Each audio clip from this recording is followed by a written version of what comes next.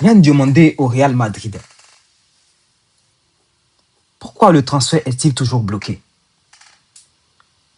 Yann Diomandé va-t-il réellement devenir joueur du Real Madrid?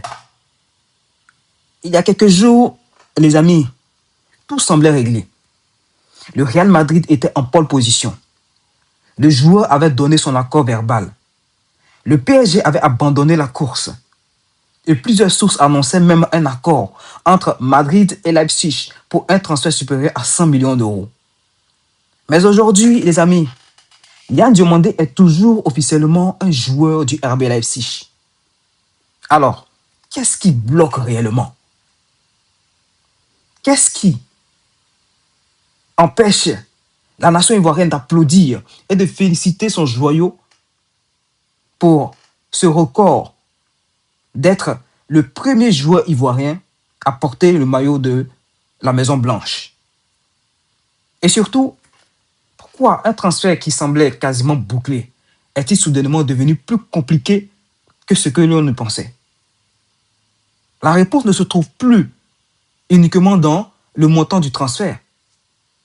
Elle se trouve désormais dans un conflit autour de la représentation du joueur. Et cette affaire pourrait bien être le dernier obstacle avant que Diomandé ne puisse officiellement rejoindre le Real Madrid. Les amis, eh oui, l'information la plus importante a changé très récemment. Contrairement à ce que l'on pouvait croire fin juillet, le problème n'est plus seulement le montant du transfert. Le dossier est désormais parasité par un conflit entre l'ancien représentant de Yann Diomandé et son agence actuelle. Ce qui bloque actuellement, il faut distinguer deux choses.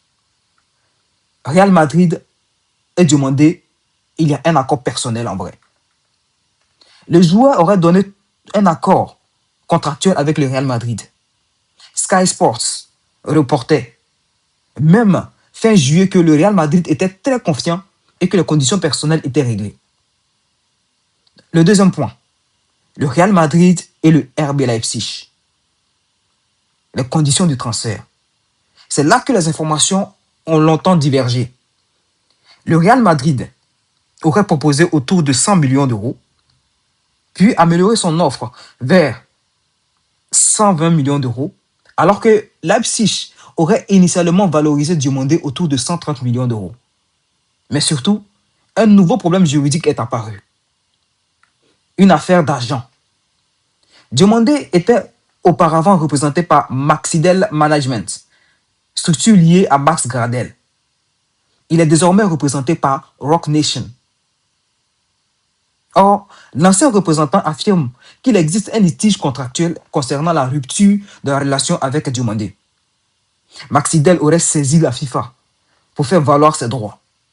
Et c'est là que le dossier devient plus compliqué. Pourquoi?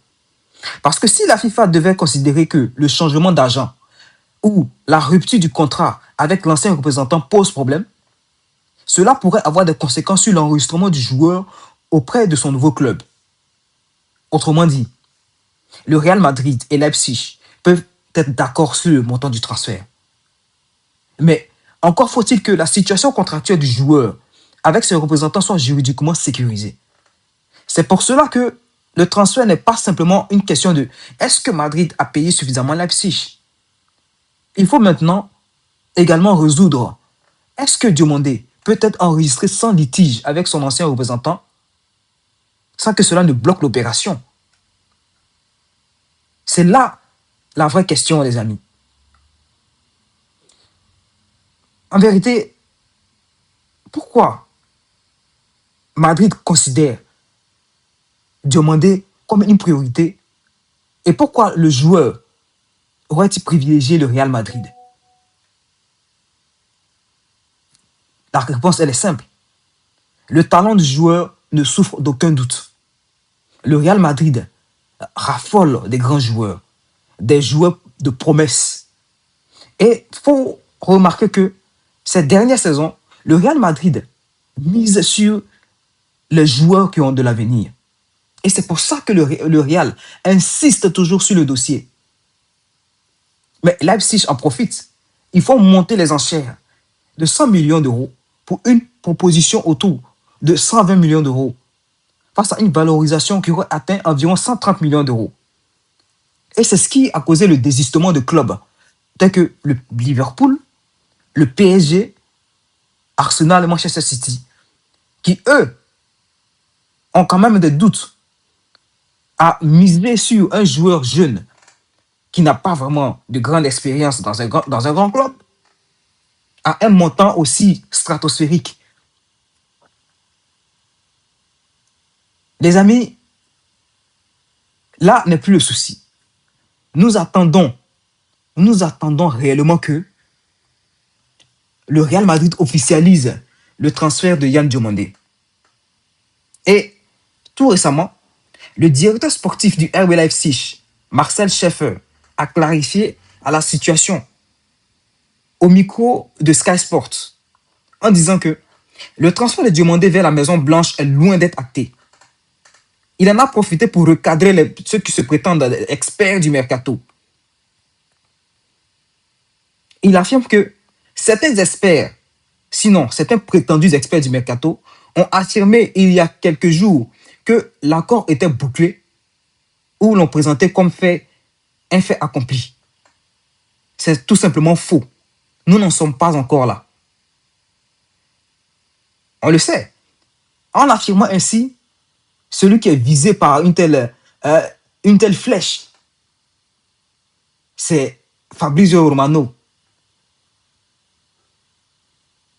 Fabrizio Romano qui est considéré comme, on dira, la Bible du mercato. Il ne fait pas vraiment l'unanimité non plus.